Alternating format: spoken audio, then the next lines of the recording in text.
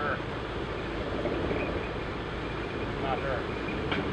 We're all in the clouds. This one came in from this way and got it, so it's coming from that way.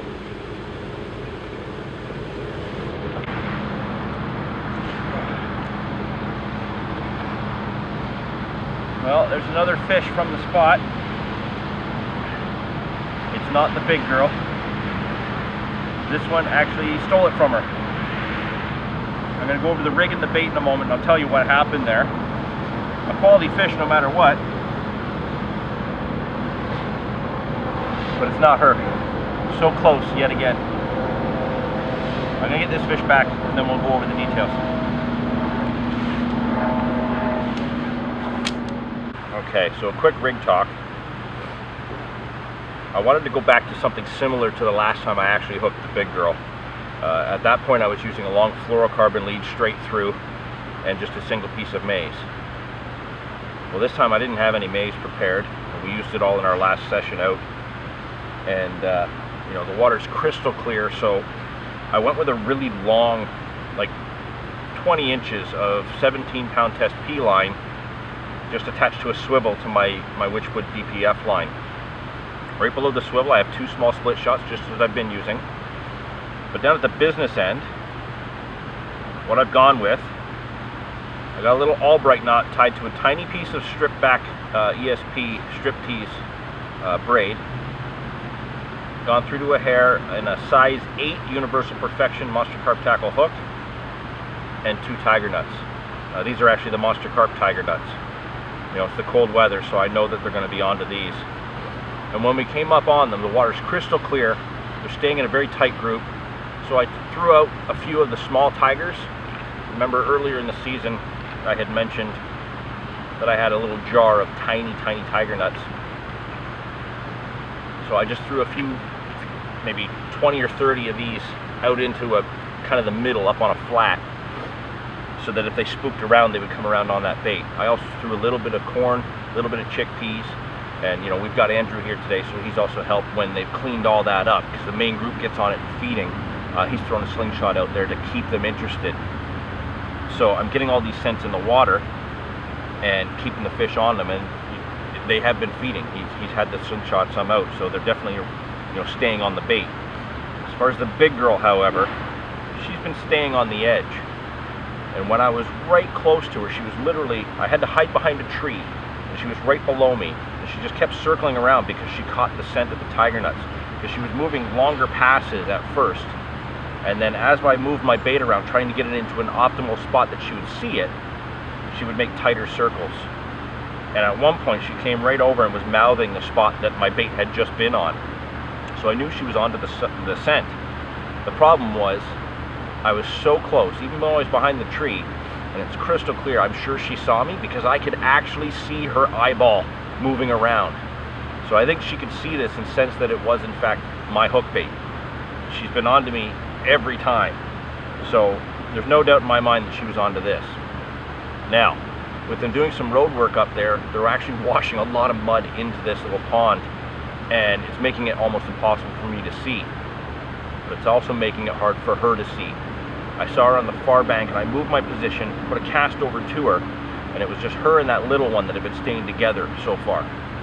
And I could see the two of them moving towards my bait where I had put it, and I was sure, you know, the cast didn't spook her. I could just barely see her, and then the clouding got a little bit too much, lost sight of her completely, but I knew that they were on the right line for the bait.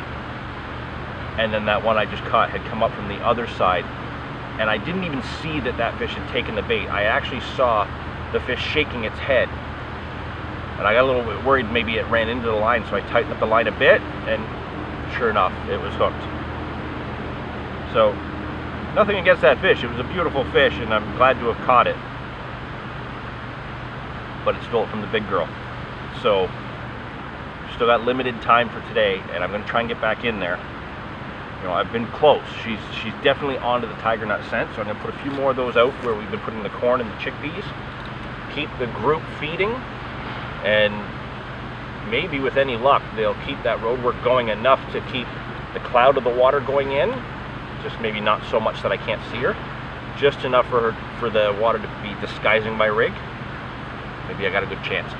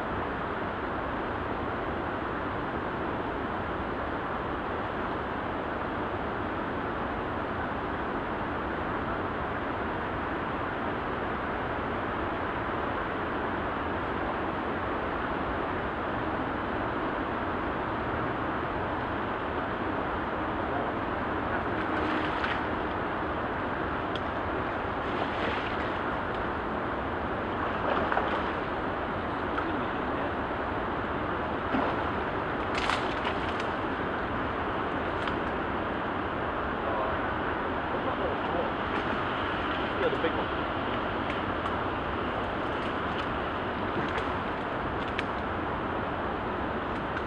Not too much trouble, Goldie. Would you mind putting this camera right there?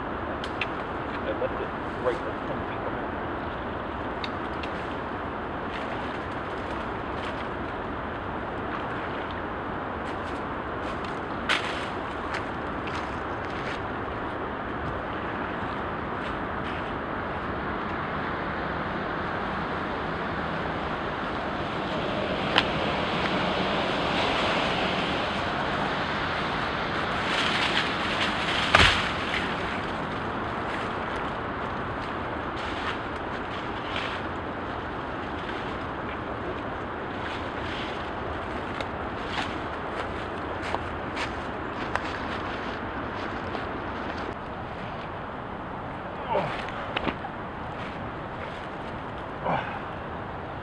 What a tussle. 18 pound 2 ounces. So this was the secondary, like the backup big one that was close by. And this one was feeding with the big girl with 2 small ones. And as she pushed out, like I said, she was coming back around, and I thought it was the small one that come up on the bait. To my surprise, when I set the hook, it was this one. So again, super pleased to get this fish. It does resemble in a strong way the 17 that I got at the beginning of the season. Could be the same fish, just a little bit bigger. Might not be. There is a couple more big ones that are on the other side. But wow, what a fish. So pleased.